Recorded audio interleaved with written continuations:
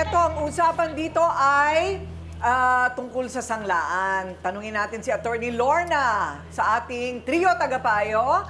Ang sanglang tira ba ay legal? Ayon, para kasing marami ang gumagawa nito. Yung hindi naman nila pag-aari yung lupa, pero ginagawa nilang pwesto ng tindahan, commerce. Yes. And then, okay, pinagkakakitaan nila yung lupa. Ito nga, ang pinaka pangkaraniwan ay yung pagpaparenta. Alam mo, maganda yung sinabi ni, baka hindi natin narinig, yung sinabi ni Aling Lolita, na ngayon, pinapalayas na silang lahat.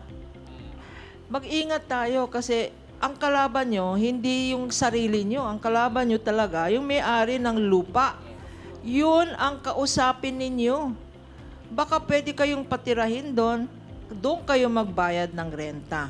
Gusto ko lang sabihin, yung issue ng sunog, if I can chime in. Yung sunog na yan, nasunog yung bahay, miski nasunog yung bahay, hindi nasunog yung utang. Ha? Kasi ang tawag sa sunog, force majeure. Pero yung utang ay utang. Nasunog yung bahay, pero nandun pa rin yung utang bayaran. Ngayon, yung tungkol yun sa renta. Yung sa inyo naman, Sir Oya, meron tayong tinatawag na usury law.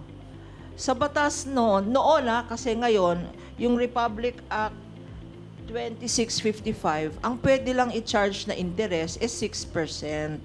Pero yung 1,000 naging 1,200, baka sabihin ng korte, ang tawag doon unconscionable, exorbitant, at void. Kung pumunta siya sa korte, Ate Coring, siguro panawagan to sa mga barangay, at sa mga sa gobyerno natin, naghihirap ang tao. This is a poverty issue. Again, yes. Again, Oo. Bottom line, poverty. Tingnan natin kung paano sila maka-access. Siguro panahon na tingnan natin na in aid of legislation, ito na lang ang tingnan nila. Yung poverty sa community. Hindi yung nag-aaway ang ating mga leaders. Kasi uso talaga ang mga utang. Maganda siguro magkaroon ng kooperatiba ang Correct. bawat barangay. Kasi meron batas yun. Meron silang tinatawag na credit cooperative, Doon sila umutang. At malinis pa 'yon, At pag may cooperative, pwede kayong magkaroon ng mga opisyales doon para meron kayong mga rules and regulations, ha? Panawagan dito sa face-to-face mga barangay, bigyan nyo ng option kasi ang utang na yan ay dahil wala na silang tutunguhan ng iba. Ayun. Ay, ang dami nating natutunan. Ang dami natin natutunan. Ayun, bawal pala yung ganun kalaking tubo. 20% na kasi yun So, si Doc Camille naman, sa palagay mo, ano ba ito? Okay ba na ganyan ka na ang edad mo?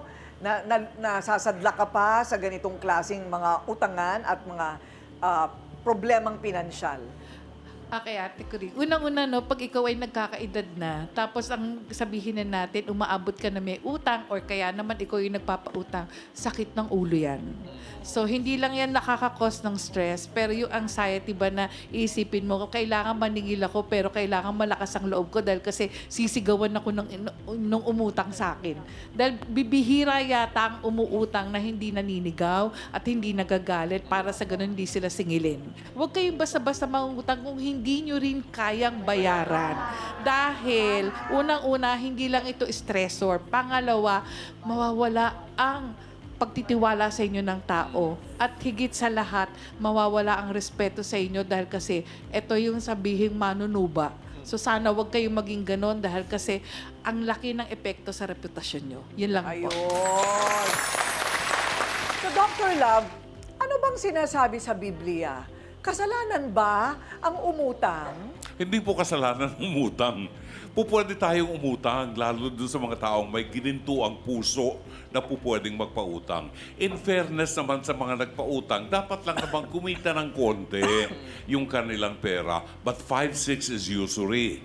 Kahit sa simbahan natin, hindi tinatanggap yan. Immoral yan. Sobrang tubo na yon. Now, sa mga umuutang, Alam niyo, 5-6 yung pinasok niyo eh. Huwag niyong ikatwiran sa aking hirap na hirap ako eh. Tinanggap mo yan. Nagkaroon kayo ng kasunduan.